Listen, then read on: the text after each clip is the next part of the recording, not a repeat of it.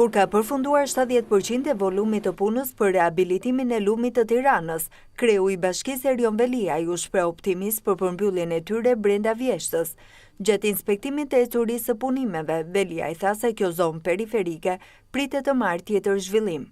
Duke kthyer këtë pjesë në fusha sportive, në hapësirat gjelbëruara, në pista vrapi, në zona rekreative për qytetin, i kemi shtuar vlerën e pronës rreth 100.000 familjeve që jetojnë pranë zonës së lumit të Tiranës. Dhe krejt papritur, zona më e diskriminuar do të jetë një nga zonat më të privilegjuara të qytetit, për të siguruar që investimet nuk prekin vetëm zonat le themi turistike ose qendrore dhe administrative të qytetit, po të gjithë të periferin.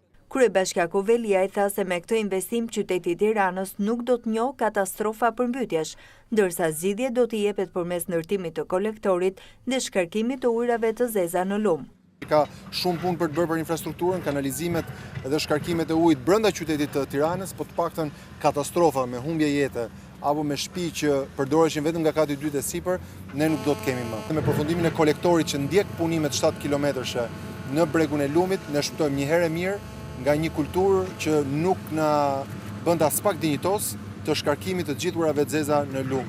Kompania që merret me zbatimin e projektit të rehabilitimit ka realizuar rreth 70% të punimeve për gërmimin në shtratin e lumit të Tiranës dhe përgjatë zonës kufizuese të gjatësisë në të dy krahët. 68% të punimeve për vendosjen e gurvetëm dhe mbrojtës ka përfunduar ndërtimin e 10 nga 12 km kolektor si rrjet primar në të dy brigjet. Gjithashtu paralelisht po punohet për ndërtimin e argjenaturave si mbrojtëse dytësore dhe të rrjetit dytësor të kanalizimeve për të lidhur shtëpitë pranë brigjeve.